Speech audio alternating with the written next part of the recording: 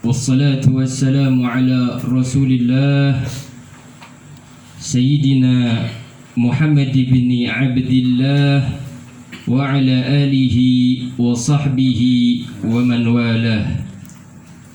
أشهد أن لا إله إلا الله وحده لا شريك له وأشهد أن سيدنا محمدا عبده ورسوله لا نبي بعده. اللهم صل وسلم على سيدنا ومولانا محمد مفتاح باب رحمة الله عدد ما في علم الله صلاة وسلاما دائمين بدوام ملك الله وعلى آله وصحبه ومن والاه لا حول ولا قوة إلا بالله. أما بعد فأقول رب اشرح لي صدري ويسر لي أمري واحلل عقدة من لساني يفقه قولي. سبحانك لا علم لنا إلا ما علمتنا إنك أنت العليم الحكيم. اللهم إنا نسألك الفتوح والمنوح والرسوح وتوبة النصوح وصالح الجسد إلى الروح. اللهم أخرجنا مخرج صدق وادخلنا مدخل صدق واجعلنا من لدنك سلطانا نصيرا. نويت تعلم وتعليم وتذكر وتذكير والنفع والانتفاع والحث على التمسك بكتاب الله وسنة رسول الله داعي إلى الهدى والدلالة على الخير ابتغاء مرضات الله وثوابه وقربه من الله تعالى. نوينا ما نوى به السلف الصالح، نوينا ما أحاط به علم الله تعالى من صالح النيات.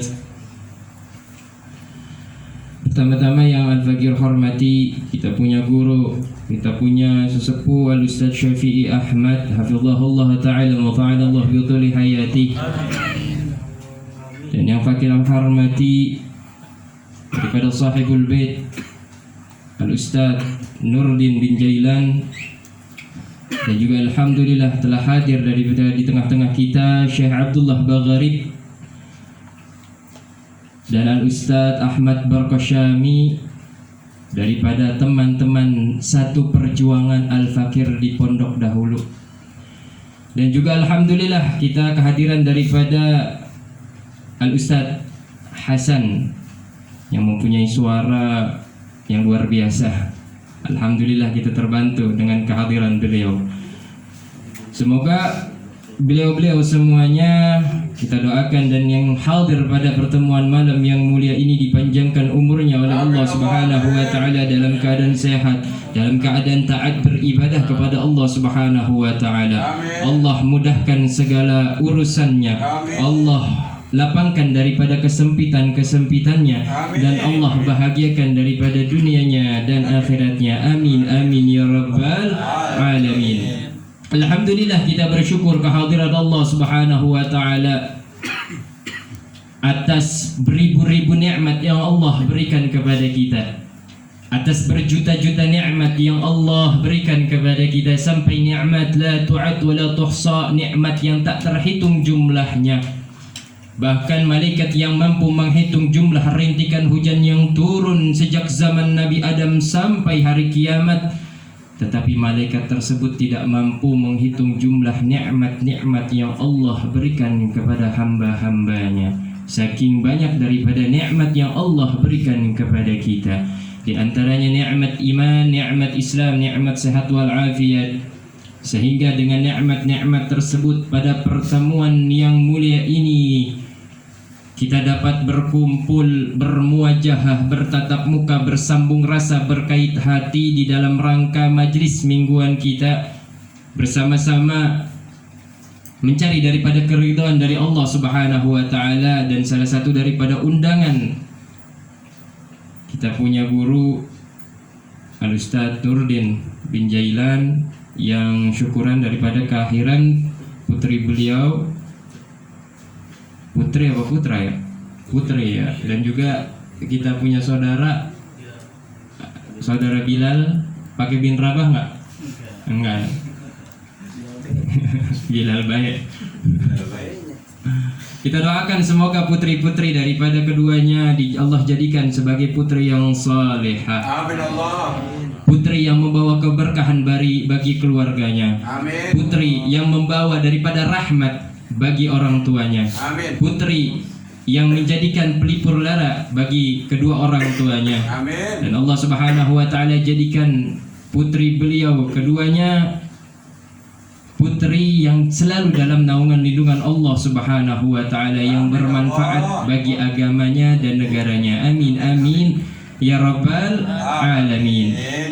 Alhamdulillah, kita yang hadir pada pertemuan malam yang mulia ini termasuk orang-orang pilihannya Allah Subhanahu wa taala. Termasuk orang-orang yang beruntung. Kenapa kita katakan kita yang hadir termasuk orang-orang yang beruntung? Karena kita bisa meluangkan daripada kita punya kesempatan, kita punya umur, kita punya kesehatan, kita gunakan untuk menghadiri majelis ilmu semacam ini. Yang mana ulama mengatakan kalau ada orang yang meninggal dunia, kemudian dia diberikan kesempatan untuk hidup kembali, walaupun cuma 5 menit saja, apa yang dia gunakan? Dia tidak gunakan untuk sholat, dia tidak gunakan untuk zakat, dia tidak gunakan untuk bersedekah, dia tidak gunakan untuk berpuasa, tetapi 5 menit kesempatan yang Allah berikan, dia hidup lagi ke dunia, dia gunakan untuk menuntut ilmu, dia gunakan untuk hadir di majelis ilmu semacam ini. Karena pahala daripada majlis ilmu semacam ini, walaupun hadir duduk 5 menit saja, pahalanya lebih besar daripada sholat sunnah 1000 rakaat. Pahalanya lebih besar daripada menjenguk 1000 orang sakit. Pahalanya lebih besar daripada mengantar 1000 jenazah. Kalau kita ketahui saja daripada keutamaan menjenguk satu orang sakit itu, kata Nabi Muhammad SAW, siapa yang menjenguk orang sakit pada pagi hari, maka 70.000 malaikat bersolawat dan beristighfar kepadanya hingga waktu sore. Dan barang siapa yang menjenguk satu orang sakit saja di waktu sore, maka 70.000 malaikat bersolawat beristighfar untuk orang tersebut sampai waktu pagi. Itu kalau misalnya satu orang kita jenguk orang sakit, bagaimana 1000 orang sakit kita jenguk? Dan kemudian kita ketahui bahwasanya daripada pahalanya menghantar jenazah, itu pahalanya kalau sampai sholat 1 qiraat, kalau sampai kita ikuti sampai menguburi itu 2 qiraat. 2 qiraat berapa? 2 gunung besar. Lalu bagaimana pahalanya jikalau 1000 kita antarkan 1000 jenazah? Berarti 2 kali 1000, 2000 gunung besar kita dapatkan. Tetapi kalau misalnya kita gabungkan semuanya itu 1000 rakaat daripada sholat sunnah, kita pahala daripada menjenguk 1000 orang sakit, pahala daripada 1000 mengantarkan jenazah, kita gabungkan, kita timbang dengan menghadiri pahala majlis ilmu, niscaya pahala majlis ilmu, menghadiri majlis ilmu itu akan lebih berat. Oleh karena itu dikatakan asyadun nasi hasratan yaumal qiyamah rajulun amkanahu talabul ilm fid dunya falam yatlubhu. Paling dahsyatnya penyesalan bagi orang di dunia ini yaitu seseorang yang memungkinkan dia, yang dia mempunyai kesempatan, dia mempunyai kesehatan, dia mempunyai waktu luang untuk menuntut ilmu di dunia, tetapi dia tidak menggunakan kesempatannya tersebut. Dia tidak gunakan umur panjangnya tersebut, dia tidak gunakan kesehatannya tersebut untuk menghadiri majlis ilmu semacam ini. Alhamdulillah kita punya kesempatan, punya waktu luang, punya kesehatan. Kita gunakan itu semua untuk menghadiri majlis ilmu ini. Semoga kita semua yang hadir termasuk orang-orang yang istiqamah di dalam jalan kebaikannya Allah Subhanahu wa taala. Amin amin ya rabbal alamin. Udah jam berapa nih? Udah jam 10 ya. Bro dingin nasi dah. Padahal udah nyediain papan tulis. Bakalan panjang. Oh, panjang. Jahe jadi agar katanya. Tapi insya Allah singkat saja, nanti besok pertemuan besok kita sambung. Sampai ke pembahasan kita yaitu dalam nawaqidul wudu, hal-hal yang membatalkan wudu. Sampai kepada poin yang ketiga yaitu an-naqidu tsalits, yang membatalkan wudu. Pada poin ketiga apa? Iltiqa'u basyaratai rajulin wa imra'atin kabirain ajnabiyain min ghairi ha'ilin. Katanya yang membatalkan wudu. Ada poin ketiga itu iltiqa'u basyaratai rajulin, bertemunya dua kulit laki-laki, wa mra'atin, laki-laki dan perempuan. Kabiraini, yang mana duanya itu dalam kategori orang dewasa, ajnabiyaini, dua-duanya kategori daripada ajnabi, yaitu bukan mahram, min ghairi hailin, dengan tanpa penghalang. Berarti kita memegang perempuan yang bukan mahram itu membatalkan wudu dengan beberapa aspek, dengan beberapa ketentuan, dengan beberapa syarat. Apa? Yang pertama itu iltiqa'u basyaratai. Aspek yang pertama itu bertemunya dua kulit. Yang pertama kulit.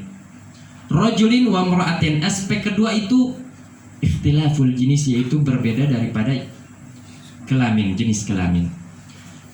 Kabira ini aspek yang ketiga, yaitu duanya adalah orang dewasa. Yang selanjutnya ajnabiyain, keduanya adalah ajnabi, bukan mahram. Aspek terakhir min ghairi hailin, dengan tanpa adanya penghalang.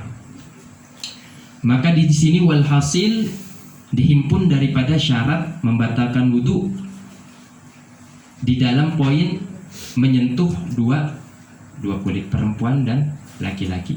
Ada berapa syarat? Katanya ada lima syarat. Khamsatun syurutu naqdil wudu'i, syarat daripada membatalkan wudu bil iltiqa, dengan pertemuannya dua kulit. Khamsatun, ada lima. Hiya, yang pertama ayyakuna bil basyarah. Syarat yang pertama itu adanya persentuhan tersebut bil basyarah, dengan kulit. Dengan kulit. Kharaja bihi, keluar daripada pembahasan apa? Bisin, dengan gigi. Kita sentuh gigi perempuan, maaf mbak, ada cabenya, dikerok jigongnya sekilo.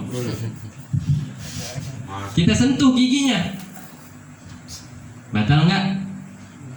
Nggak batal, karena aspek yang pertama itu kulit. Syaratnya adalah yang bertemu adalah kulit. Kalau gigi ketemu gigi beradu, nggak masalah, paling gopak doang. Paling gopak doang.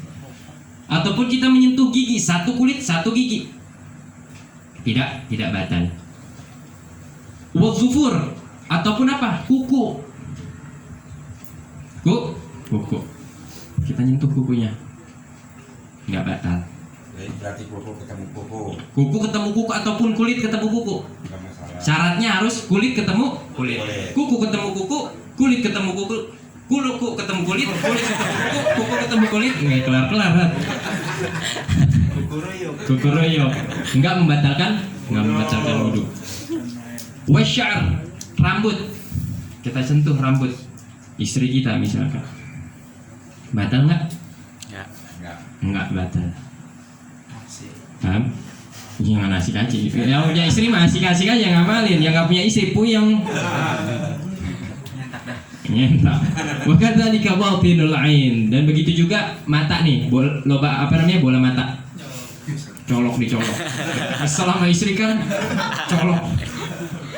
Hobinya ngomong mau dicolok matanya.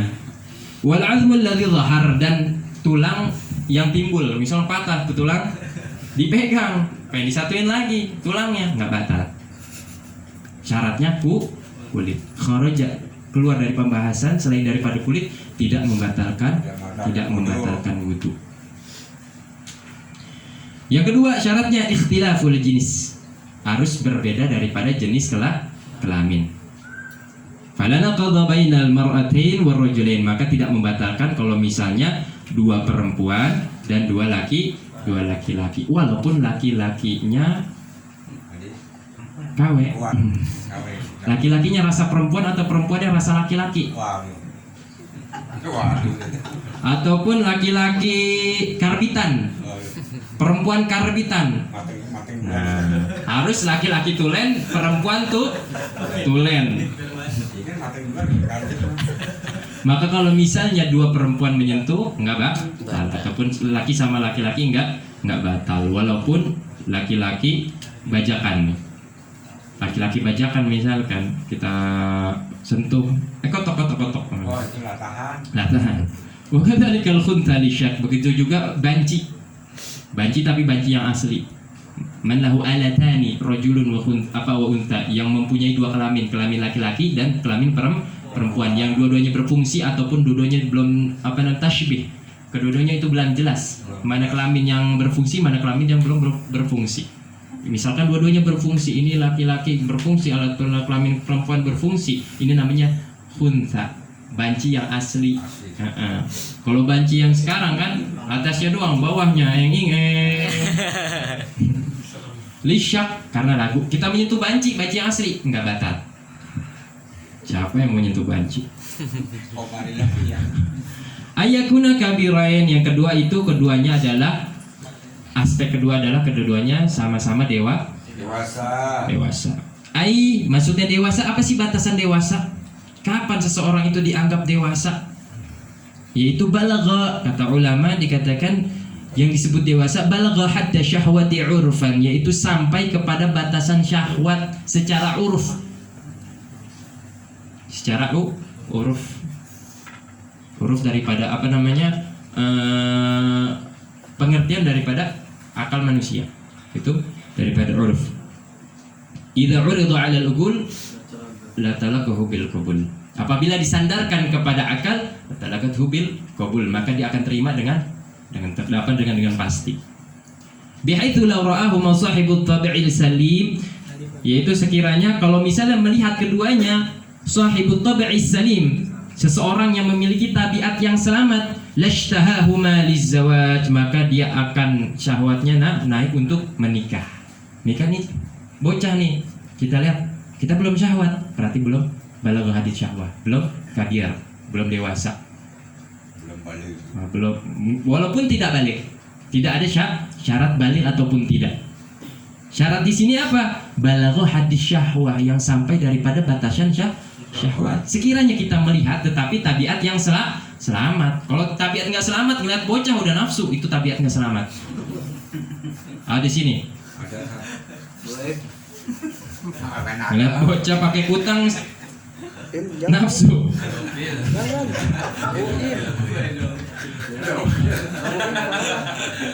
Wa illam yakuna balighain, walaupun keduanya itu bukan belum baligh. Batasannya bukan balik sama balik ataupun belum, tetapi batasannya apa? Yang sudah mencapai daripada balagha hadis syahwah. Kita melihatnya, sekiranya melihat itu orang, syahwat kita bergejolak untuk menikahinya. Yang keempat, ayyakuna ajnabiyin, yaitu syaratnya harus laisa bainahuma mahramiyah, bukan daripada keduanya itu hubungan mahram. Nah, di sini yang pengen Al-Fakir bahas tentang mahram. Jam berapa sekarang? Oh, belum, jam 10 kurang ya. Insyaallah waktuin 10 menit tentang mahram.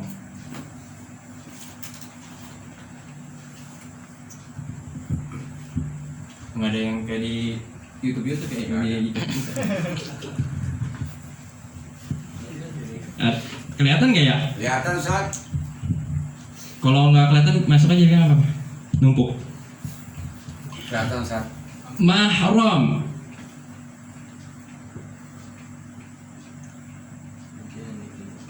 Kemudian ya, pakai mahram. Apa itu sih mahram? Ada mahram, ada muhrim. Kebanyakan orang ngomongnya muhrim. Apa bedanya mahram sama muhrim? Kalau muhrim apa? Orang yang ihram. Dia mah bukan muhrim, memang bukan muhrim. Terkadang orang salah. Adat muhrim. Masjid juga sebenarnya masjid, bukan masjid. Mahram. Mahram itu apa?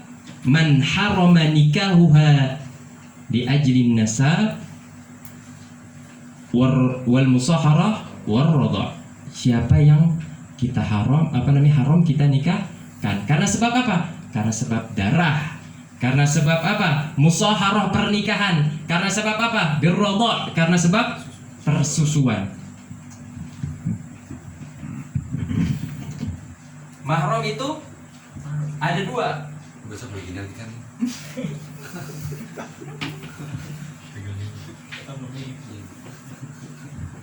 Bahasa Indonesia aja ya, Ya. biar semuanya paham. Mahram ala ta'bid. Ada mahram ala ta'kid.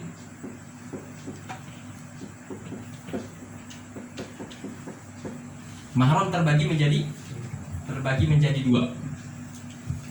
Pertama mahram ala ta'bid, yang kedua mahram ala ta'kid, ala ta'kid.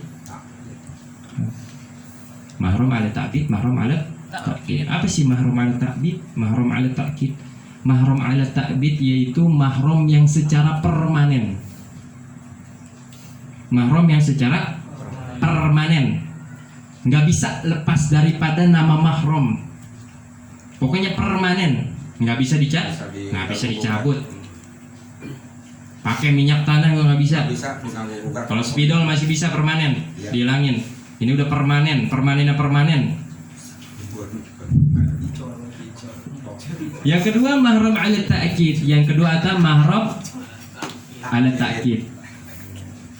Berwaktu. Maksudnya apa? Kalau sebabnya udah hilang, maka hilanglah hubungan mahram dari keduanya. Seseorang bisa menjadi mahram karena ada sebab. Sebab.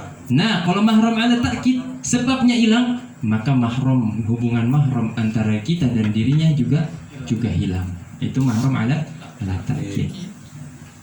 Mahram ala ta'bid itu terbagi menjadi 18. Terbagi menjadi 18. Yang pertama, ini sampai sini nih ada tulis nih, sampai sana. Yang pertama adalah bin nasab. Ini mahram ala ta'bid. Yang pertama ya. Kita bahas yang pertama. Mahram ala ta'bid ada berapa? Ada 18. Bener gak jumlahnya Ustaz Ahmad, bener gak? Bener ya. Sini banyak pakar. Pakar burung, pakar ayam. Oh, bahkan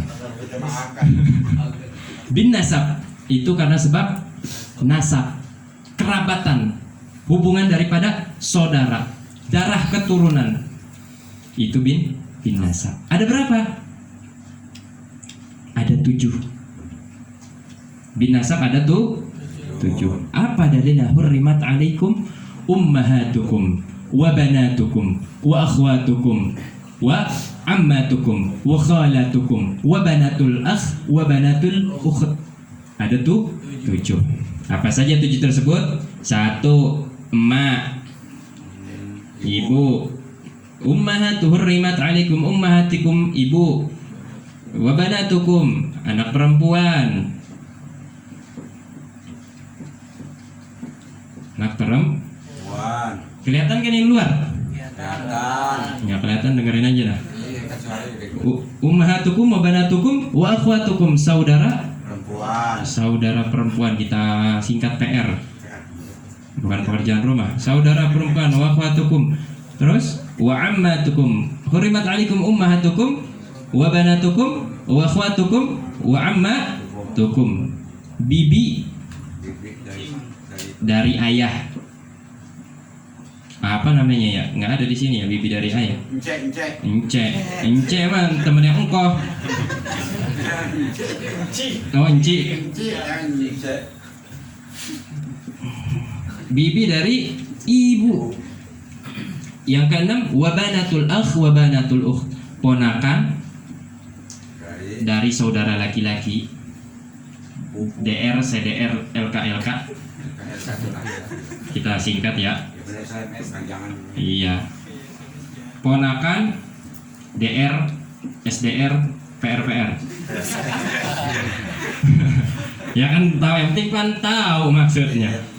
Yang pertama adalah bin nasab, itu karena hubungan darah. Yang pertama adalah ibu. Siapa sih ibu? Kullu untha waladatka waladat man waladaka. Setiap perempuan yang melahirkanmu ataupun apa perempuan yang melahirkanmu, yang melahirkanmu dan yang melahirkanmu, puyeng pala lu. Zakaran kana aw untha, baik itu laki-laki ataupun perempuan. Contohnya apa? Faman waladatka, siapa yang melahirkanmu? Jaraknya kedekatan nih. Mak apa ibu dulu? Mak. Mak. Man waladatka adalah emak. Aw waladat man waladaka, ataupun yang melahirkanmu, yang melahirkanmu, nenek, ataupun nenek. Zakaron kana untha, baik nenek dari ayah ataupun nenek dari ibu, semuanya mahram. Mahram di satu. Mahram. Dari turunan. Wa in alat, sampai Atas. kalau masih hidup ya. Mak punya mak, maknya punya mak. Iya. Begitu kalau ada. Sampai puncak. Sampai puncak.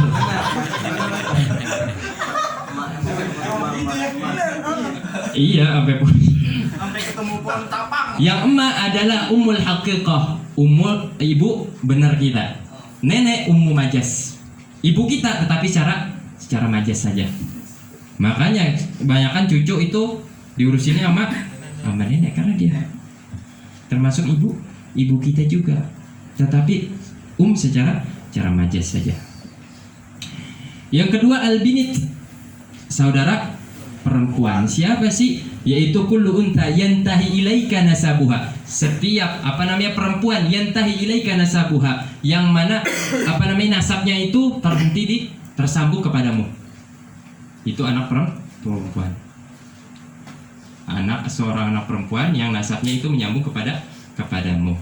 Biwasitoh atau bighairi wasitoh, dengan perantara ataupun tanpa perantara. Udah kayak jual tanah. Calok. Perantara ataupun TP perantara.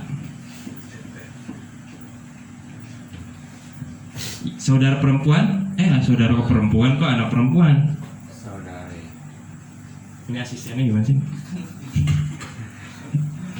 Syekh Abdullah Bagharib. Perantara dengan tanpa perantara. Yang tanpa perantara apa? Anak kita langsung, anak perempuan kita langsung. Yang dengan perantara? Calok. Calok. Yang dengan perantara apa? Yaitu bintul majaziyah, perantara anak kita. Contohnya apa? Anak perempuan dari anak laki-laki, ataupun anak perempuan daripada anak perempuan. Namanya apa disingkat? Singkat apa namanya? Cucu. Cuma itu kita Perantara itu siapa? Cucu. Baik cucu daripada anak perempuan ataupun cucu daripada anak laki-laki. Tetapi cucunya ini kategorinya ada perempuan. Cucu perempuan dari anak perempuan ataupun cucu perempuan dari anak laki-laki itu adalah mahram kita. Cucu kan? Cucu. Wa in safulat sampai bawahnya. Cucu cicitnya cicit sampai bawah, begitu juga. Cicitnya apanya? Cucu punya cicitnya punya cucu. Kalau masih hidup masih mahram. Itu namanya anak perempuan tetapi dengan perantara. Perantaranya apa? Si anak perempuan kita ini. Sampai ke sini. Ini si anak perempuan karena sebab apa sih? Biwasitoh ini nyambungnya. Karena sebab itu anak perempuan. Yang kedua al-ukhud, saudara perempuan. Siapa sih saudara perempuan? Kul untha waladaha abawaka, yaitu siapa perempuan yang dilahirkan oleh kedua orang tuamu. Au ahaduhuma, ataupun salah satu daripada keduanya. Itu namanya ukhtus syaqiqah, saudara kandung. Yang kedua saudara li'ab ataupun li'um, saudara sebapak ataupun saudara seibu masih mahram kita. Itu namanya apa ya? Saudara tiri ya. Saudara si namanya saudara seibu, saudara sebapak. Nah, pokoknya dobit daripada saudara perempuan adalah kullu untha, setiap perempuan yang waladaha abawaka, yang dilahirkan oleh bapaknya. kedua orang tuamu, ataupun ahaduhuma, ataupun salah satu daripada keduanya, dilahirkan bapak ataupun dilahirkan ibu. Bukan gambarannya bapak yang melahirkan, tapi dari lahir emak, saudara seibu ataupun saudara sebapak masih mahram kita, masih mahram kita. Lanjut, siapa? Bibi dari ayah. Siapa sih? Kullu ukhti untha waladatka, saudara ukhti untha, kulli ukhti untha, saudara perempuannya, perempuan yang melahirkan kita. Saudara perempuan yang melahirkan kita. Saudara perempuan perempuan yang melahirkan kita. Emak kita punya saudara. Ini siapa? Bibi dari ayah ya. Atau apa? Bibi dari ayah berarti kuli ukhti dzakarin, saudara perempuan laki-laki yang melahirkan kita. Bibi dari ayah. Iya, ayah kita punya saudara perempuan. Nah, ini bibi dari ayah. Biwasithah au bighairi wasithah. Tak dengan perantara ataupun dengan tanpa perantara. Tanpa perantara apa? Bibi kita langsung. Dengan perantara apa? Bibinya ayah kita. Bibinya ayah kita masih mahram kita. Bahasanya apa tuh? Bibinya ayah kita. Ayah kita punya bibi. Itu masih mahram kita. Mindo ya? Bukan ya? Encang. Itu seumur lama nenek berarti. Iya. Bahasanya itu saudaranya neneknya. Ya kan? Saudaranya neneknya. Bibi daripada ayahnya. Itu masih mahram kita. Kalau misalnya bibi langsung tanpa perantara itu bibi kita langsung. Dengan perantara siapa? Perantara ayah kita. Ayah kita punya bibi. Nah, itu masih mahram kita. Paham kan? Tadi tanya. Pada pergi ya palanya ya. Insya Allah ngeliat rekaman ntar di YouTube kalau misalnya nggak paham. Ada di YouTube bukan? Jangan lupa subscribe channelnya Bang Seldi Rama pakai 7.